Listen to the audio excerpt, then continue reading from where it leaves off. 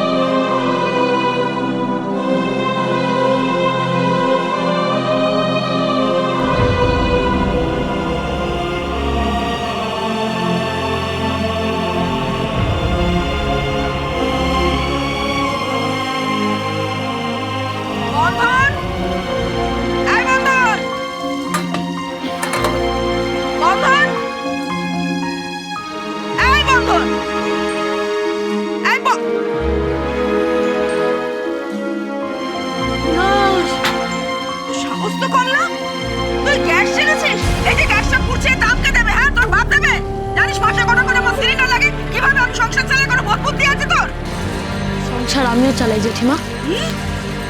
তুই আমার সংসার চালাস?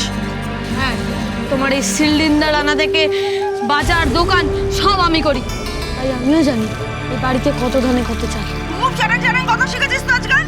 তা কি করছিস? হ্যাঁ, এই পেঁয়াজ তেল এসব দিয়ে কি কি করছিস না কি তুই? হ্যাঁ, সর্বনাশ! এই পেঁয়াজ তেল এর দাম কে দেবে? আবার এখানে আলু, এর দাম কে দেবে? হ্যাঁ, এর দাম কোথা থেকে আসবে আমি জানতে চাইছি। পেঁয়াজ আমি কিনে এনেছি। পেঁয়াজ দাম কিনে এনেছিস? আর তেল? এই যে সর্বনাশ! আজ থেকে বেশি তেল শেষ।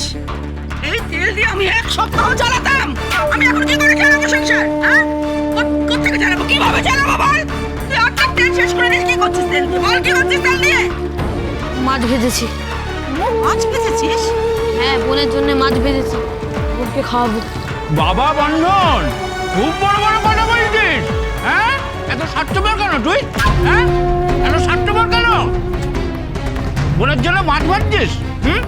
যে জেঠিমা তোর জন্য সারা জীবন হাত পুড়িয়ে রান্না করে খাওয়ালো, ওই একদিন তো বলতে পারতিস জেঠিমা আজকে তোমাকে রান্না করতে হবে না, আমি রান্না করে খাওয়াচ্ছি। বলবে তবেই হয়েছে। নিজের জন্য রান্না করছি আর বোনের জন্য রান্না করছি। ঘরের শত্রু বুঝলি? এটা হচ্ছে ঘরের শত্রু। যেমন মা তার তেমনি ছেলে। ওর মা কি করতো জানিস না? সারাদিন খালি নিজের ঘরে বসে থাকতো ঠান্ডা মেশিন চালিয়ে। ওই আমরা গাছে আমরাই ফলে, কখনো আম ফলে না। তুমি বাজে কথা বলো না, আমার মা ওরকম ছিল না, কখনো ছিল না। আমি জেঠুর কাছে শুনেছি ঠান্ডা ঘর মা তোমাদের জন্য ছেড়ে দিত, আর মা গরমে তোমাদের ঘরে শুতো। এই, খুব তো জেঠু জেঠু করছিস। টাকা কোথায় পেলি? হ্যাঁ, জেঠুর দোকান থেকে নিয়ে এসেছি। ও বুঝিস, ধার বাকিতে নিয়ে এসছিস, পয়সা দিসনি তো? জেঠু কখনো ভাইপোর থেকে টাকা নিতে পারে না, আমার জেঠু ওরকম নয়। এই জেঠুর ভাইপো, মাছটাও কি জেঠুর দোকান থেকে এনেছিস? মাছটা জেঠুর দোকান থেকে কেন আনতে যাবো জেঠিমা? মাছ আমি বাকিতে এনেছি, যখন চেক ভাঙাবো তখন সব টাকা শোধ করে দেবো। দিদি ডিমওয়ালা ক্যামেরা আর রইল খাওয়ার কথা। জেঠিমা, মন্দা মামা, বন্ধন চ্যাটার্জি স্বার্থপর নয়, তার রক্ত সত্যিই খুব ভালো।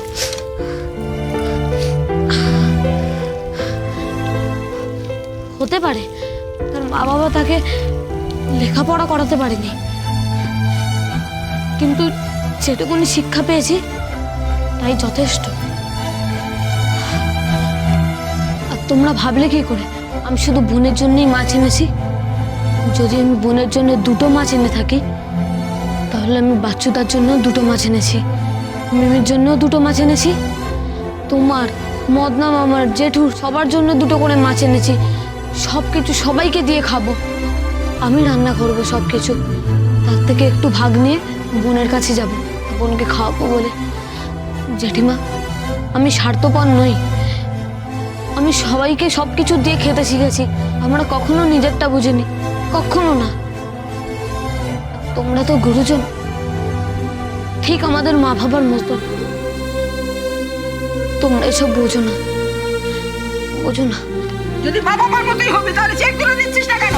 কারণ আমি তোমাদেরকে চিনি, ওই চেক দুটো আমি তোমাদেরকে কিছুতেই দেব না। তুই দিবি না, তোর খাড় দেবে। একটা কথা শুনে রাখ বন্ধ নয়, চেক যদি আমি না পাই এই বাড়ি থেকে তোর কিন্তু অন্য জল উঠবে বলে দিলাম। মনে রাখিস। শুধু টাকা দিয়ে জীবন কাটানো যায় না, বাঁচতে গেলে আত্মীয় পরিজন বন্ধু বান্ধব সকলের দরকার হয়। তুই দূর করে নি করবি নাকি? শুনি সর বন্ধা। জানি জেঠিমা, আমার আত্মীয় স্বজন পরিজনের কোনো অভাব নেই, বরং আমি তাদের কাছে অনেক ঋণী। ওদের সঙ্গে অনেক বড় অন্যায় হয়ে গেছে, আর সেই অন্যায় তুমিও জড়িয়ে আছো।